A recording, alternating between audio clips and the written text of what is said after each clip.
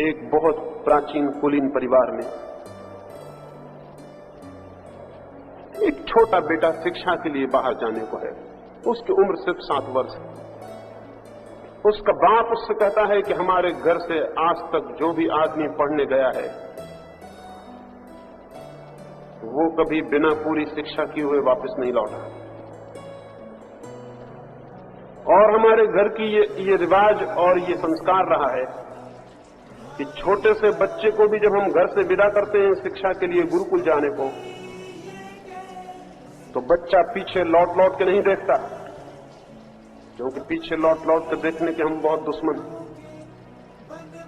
हम जब घर से किसी को विदा करते हैं बच्चे को शिक्षा के लिए, जब मेरे बाप ने मुझे विदा किया था तो उसने कहा था आंख में आंसू ना आए, क्योंकि आंख में अगर आंसू आए तो फिर ये घर तेरा नहीं है, फिर लौटना नहीं हो सकेगा। हम रोते आदमियों को घर में प्रवेश नहीं देते।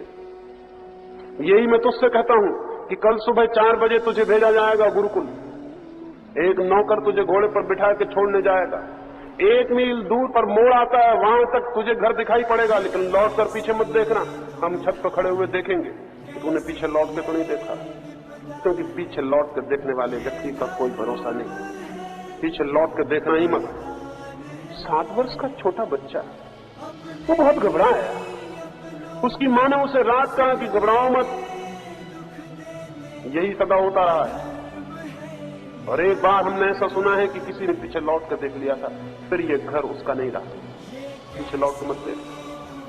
तो 7 वर्ष का बच्चा रात भर सो नहीं सका कि मां बाप को पीछे लौट के नहीं देखेगा, अपने घर को लौट के नहीं देखेगा, आंख में आंसू नहीं लाने, पीछे लौट के नहीं देखना। 7 वर्ष के बच्चे से ऐसी आता, हम कहेंगे बड़े कठोर थे वे लोग, बड़े दुष्ट थे।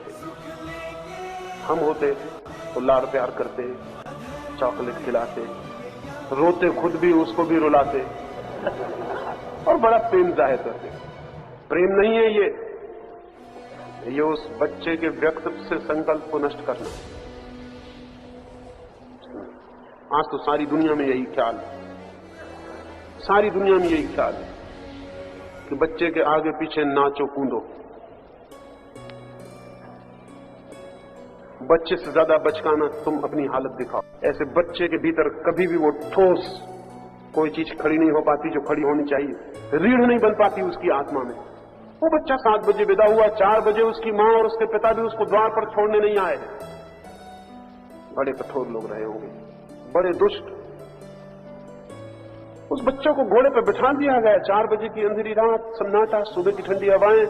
नौकर जो उसके साथ है वो कहता है बेटे पीछे लौट के मत देखना। पीछे लौटने की मनाही है देखने की।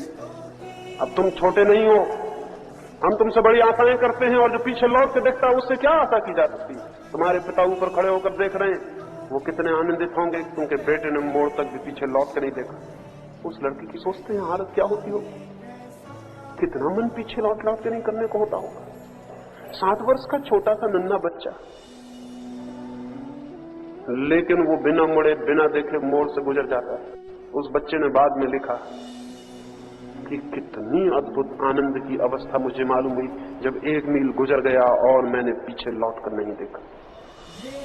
वो स्कूल पहुंचा है, सुबह सुबह अपने गुरुकुल पहुंचा है। उस गुरुकुल का जो भिक्षु है जो उसे दीक्षा देगा, वो उसको दरवाजे पर मिलता है और कहता है कि प्रवेश के नियम में हर कोई प्रविष्ट नहीं हो जाता।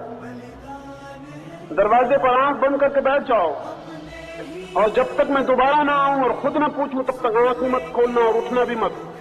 और अगर तुमने बीच में आंख खोल दी और तुम भीतर आ गए या तुमने आसपास देख लिया तो तुम्हें वापस घोड़े पर लौटा दिया जाएगा। तुम्हारा नौकर बाहर प्रतीक्षा कर रहा है। और ध्यान रहे, तुम जिस घर से आते हो उस घर का कोई बच्चा कभी वापस लौट के नहीं गया। और ये प्रवेश परीक्षा है। 7 वर्ष के छोटे से बच्चे को द्वार पर बिठा दिया। कोई पूछता नहीं उससे कि तुम्हारी मां दुखी होती होगी, आओ बेटे तुम्हारा इंतजाम करें। कोई पूछता नहीं, उसका सामान रखा है, उसका घोड़ा बाहर बंधा, उसका नौकर प्रतीक्षा कर रहा है। उस बच्चे को दरवाजे पर आंख बंद करके बिठा दिया गया। 7 साल के बच्चे। वो शिक्षक भी बड़े कठोर और क्रूर रहे होंगे, लेकिन जो जानते हैं कि उन माँ बाप और उन शिक्षकों से दयावान और कोई भी नहीं। वो बच्चा बैठा है, स्कूल में बच्चे आ रहे हैं, कोई उसको धक्का मारता है, कोई कंकड़ मारता है, बच्चे बच्चे हैं। कोई छेड़खानी करता है, लेकिन उसे आंख बंद रखनी है चाहे कुछ भी हो जाए, क्योंकि आंख अगर बंद नहीं रही तो वापस लौटना पड़ेगा। किस मुंह से पिता के सामने खड़ा हो जाएगा कि मैं वापस आ गया? उस घर में कभी कोई वापस नहीं लौटा। वो छोटा सा बच्चा, सुबह की ओर धूप बढ़ने लगी है, मक्खियां उसके चारों तरफ घूम रही हैं, बच्चे पत्थर मार रहे हैं, जो निकलता है वो धक्का मारता चला जाता है। वो आंख बंद किया है, भूख जोर की लग रही है, प्यास लग रही है, लेकिन आंख खोलनी है, ना उठना है। दोपहर हो गया, सूरज ऊपर आ गया, सिर पे छा गया, पता नहीं क्या हो रहा है, कोई आता नहीं, कोई बोलता नहीं। उसे आंख बंद किए बैठा है, उसने आंख नहीं खोली, झपक करके आंख नहीं देखी। सूरज ढलने के करीब आ गया, सांझ आ गई, वो भूख से तड़पा जा रहा है। वो गुरु और 10-15 और भिक्षु आते हैं, उसे उठा लेते हैं और कहते हैं तू प्रवेश परीक्षा में उत्तीर्ण हो गया, तेरे पास संकल्प है, अब आगे कुछ हो सकता है, तू भी कर। वो युवक हो गया बाद में। तब उसने लिखा कि आज मैं याद करता हूं उनकी जो इतने कठोर मालूम पड़े थे, आज जानता हूं उनकी करुणा अद्भुत थी। हमारी करुणा बहुत अद्भुत है और हमारी करुणा सब लोच पोच कर देती, सब इम्पोर्टेंट कर देती। और हम दूसरे के प्रति भी ऐसे ढीले हैं और अपने प्रति भी ऐसे ही ढीले। ऐसे संकल्प पैदा नहीं हो जाता। संकल्प पैदा होने का अर्थ है कुछ करना पड़ेगा, कुछ दांव लेने पड़ेंगे, कुछ निर्णय करना पड़ेगा, कहीं रुकना पड़ेगा, कहीं ठहरना पड़ेगा। उस दबाव में ही वो संकल्प जागता है। अब इधर मैं ध्यान करने के लिए कहता हूं, 15 मिनट इतने मुश्किल हो जाते हैं कि मुझे 10 मिनट में मुझे ही खत्म कर देना पड़ेगा। 15 मिनट नहीं बैठते आप, इस ख्याल में मत रहना, तो 10 मिनट में आपकी हालत देख के खत्म कर देना पड़ेगा। 15 मिनट में कितनी दफा आंख खोल के देख लेते हैं, पता है आपको? संकल्प ऐसे जन्मे का 15 मिनट आदमी आंख बंद करके नहीं बैठ सकता।